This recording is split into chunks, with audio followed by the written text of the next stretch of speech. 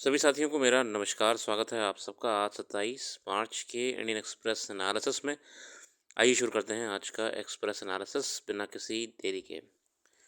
तो पहले पेज पे खबर है, focus on content disclosure labeling government report to Delhi high court on deep fake के बढ़ते चलन को देखते हुए माननीय हाई कोर्ट ने ये सरकार को आगाह भी करा था कि समय रहते इस टेक्नोलॉजी के पॉजिटिव यूज़ की तरफ ध्यान दीजिए, ना कि इसका जो मिसयूज़ आए दिन समाज में बढ़ता जा रहा है। Deepfakes targeting women during state elections, a rise in scam content using AI, better enforcement rather than new laws, and lack of uniform definition for deepfake. These are some of the key concerns raised by stakeholders according to status reports submitted by the Ministry of Electronic Information Technology. ये concern है अपने आप में rising AI और deepfakes से होने वाले नुकसान को लेकर। अगला आर्टिकल है less taxing, move to scrap Google tax, lowering tariff on select items in budget signals pragmatism, intent to seal trade deal.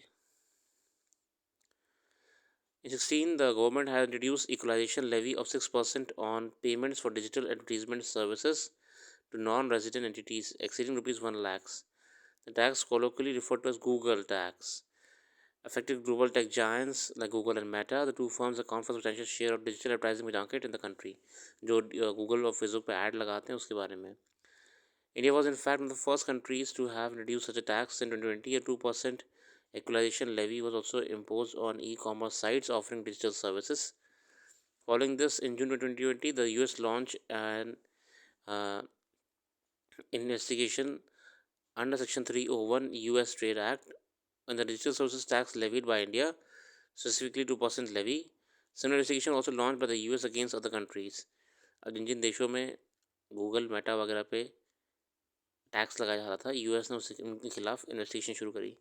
और Jan 621, the Office of US Trade Representatives released the finding of investigation. It concluded that the levy was discriminatory, unreasonable and burdened or restrict US commerce. और उन्होंने ये कहा कि ये बिल्कुल भी गलत है और ये यूएस कॉमर्स को दबाने के प्रयास थे। After the government did away with 2% levy from August 1, 2024। बाद में भारत सरकार ने पीछे हट गई थी किसी प्रकार के लेवी लगाने से। The levying of taxes intend to ensure that multinational tech firms pay their fair share of tax to market countries in a hard to tax sector. अब देखिए, जानते हैं कि अल्टीमेटली अगर वो कंट्रीज़ यहाँ पे आके अपना कारोबार चला रही हैं या मान लीजिए एड सर्विसेज चला रही हैं, तो वो तो अपना पैसा लेके सीधे यूएस चली जा रही है ना। भारत को इसमें क्या मिल रहा है? तो सरकारों को पक्का ऐसी सर्विसेज पे टैक्स लगाना ही चाहिए। दबाव के कारण सरकार पीछे हट गई। Its abolition now also addresses concerns in unilateral nature. Moreover, as per report, collection through levy was shy of just 4,000 crores, with Bengaluru accounting for a sizable share of the revenue collected through the route. अब add services भी इतनी बढ़ रही हैं साल दर साल कि ये गवर्नमेंट के लिए भी एक अच्छा रेवेन्यू जनरेट करने का तरीका हो सकता है टैक्स लगा के। The move to scrap the levy comes at a time when the US administration is exerting pressure to cut tariffs. April 2, the deadline for imposition of reciprocal tariffs, and amid talks between India and US on bilateral trade deal, on Tuesday, a US delegation which included the Assistant US Trade Representative of South Central Asia arrived in the country for talks. बाकी US के जो trade संबंधित विभाग के अधिकारी हैं वो सब बातें करने के लिए भारत भी आए हुए हैं। मतलब अपने टूर पे निकले तो भारत भी होते हुए गए हैं कई मुद्दों को लेकर। तो फिलहाल यहाँ पे जो आपकी गूगल और Meta digital ad services provide कराती है उसको लेके बताया गया है कि कैसे वो उन पे जो रेवेन्यू कलेक्ट हो रहा था, सरकार का ये कहना था कि हमको भी उसका हिस्सा चाहिए, मतलब कि एज टैक्स के रूप में।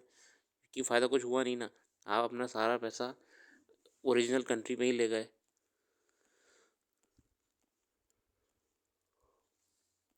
आगे देखते हैं, status of India bio economy, how to sustain further growth. Status of India bio economy, ये बायो इकोनॉमी क्या है? फिर अगला है मार्शी इंडस्ट्री के बारे में। A new government report has pegged the value of India's bioeconomy in 2024 at more than $165 billion, for over 4.2% of the country's GDP. India's bioeconomy report released by the Department of Biotechnology says there is ample opportunity for the sector to grow at $300 और prospects हैं कि $300 billion की ये market grow कर सकती है 2030 तक. Utilizing bioresources, bioeconomy refers to the industrial use of biological resources and the replication of natural biological process in the production of goods and services. This is not new in itself. Biological resources and natural processes have been integral to the healthcare, pharma, and agri sectors for a long time, but their use is now expanding to many other areas. Bioresources like plants or microorganisms are renewable, relatively cheap, and locally available, while natural processes are more sustainable and eco-friendly. A prime example of this is the growing use of ethanol, which is produced through fermentation of crops like sugarcane और corn. देखिए ना, bio resource अपने आप में ethanol भी sugarcane या corn से बनता है. As a biological alternative to fuels traditionally derived from hydrocarbons. Even in traditional application areas of healthcare and agriculture, there is a push for greater use of biotechnology, which involves the manipulation of biological resources and process to develop desired products or applications. Development of biomedicines which are derived from biosources other than chemicals and synthetic biology involving the growth of specially designed microorganisms with desired traits are areas in which biotechnology is playing an increasingly bigger role. और हम practical life में देखिए fuel से लेके health care agriculture में भी bio technology के माध्यम से बहुत अच्छे से नए रिसोर्स पे काम कर सकते हैं. Growing footprint, the report shows that value of India's bioeconomy nearly doubled. बढ़ रहा है उल्टा वैल्यू मार्केट अपने आप में इंक्रीज हो रहा है. Nearly half the value of bioeconomy roughly was generated in the industrial sector for development of bioplastics, biofuels. मतलब कहीं ना कहीं हम प्रोसेसिंग में भी इसे यूज़ में ला रहे हैं गुड्स में. The fastest growing segment in the 24 research and IT, which includes biotech, software development, clinical trials, and bioinformatics that help in areas such as drug research. The report showed that only five states, Maharashtra, Karnataka, Telangana, and Gujarat, Andhra Pradesh, accounted for more than two-thirds of the value generated in the bioeconomy. अगर हम बात करें bio economy में कौन से देश lead कर रहे हैं तो वो है महाराष्ट्र, कर्नाटका, तेलंगाना, गुजरात और Andhra Pradesh. Maintaining the high growth rates of past 5 years in the future will not be easy, the report said. This would require greater innovation incentives for scaling up of bio-based solutions. दिन में बढ़ेगा मगर ये ग्रोथ है. Bio E3 push, raising the potential for greater use of biotechnology in economic processes. The government in 24 unveiled Bio E3 policy. इसमें objective is to establish India as a global hub for biomanufacturing and major center for research and development. The policy is intended to prepare India for a future in which control over and capabilities in cutting-edge technology would be main drivers of economic growth. The idea is to incentivize and promote the setting up of a network of universities, research institutions, startups, and industries to facilitate biomanufacturing in key areas such as bio-based chemicals and enzymes. India is already fairly developed, has very fairly developed capabilities in some areas which would be relatively easy to build upon in order to deliver commercially successful products. The first proposal setting up these projects are currently being assessed. Bio economy देश के लिए growing market अपने आप में है ही, क्योंकि bio economy या bio technology का यूज़ करके हम रियल लाइफ सस्टेनेबल सॉल्यूशंस पे काम कर सकते हैं. ठीक है ना. बायोप्लास्ट, फ्यूल्स, बायोफ्यूल्स, फिर हेल्थ केयर से लेके एग्रीकल्चर तक.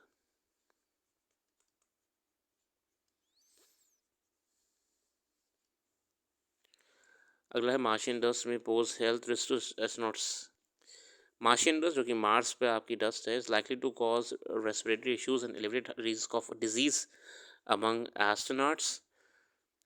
अ न्यू स्टडी सेट, अध्ययन करा गया तो पाया गया कि ये पोटेंशियल हेल्थ इम्पैक्ट्स हो सकते हैं. The finding significant at NASA and Chinese manned space agency CMS plan to send astronauts to Mars in following decade.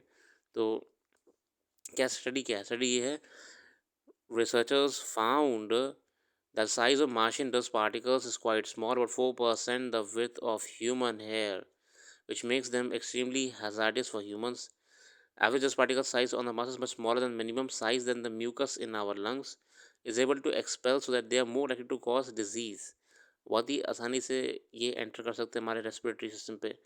Moreover, there could be several toxic elements which astronauts could be exposed on the planet. For instance, There is abundance of silica dust and iron dust. Silica is known to cause silica also is a type of lung disease and is common occupation hazard for coal miners.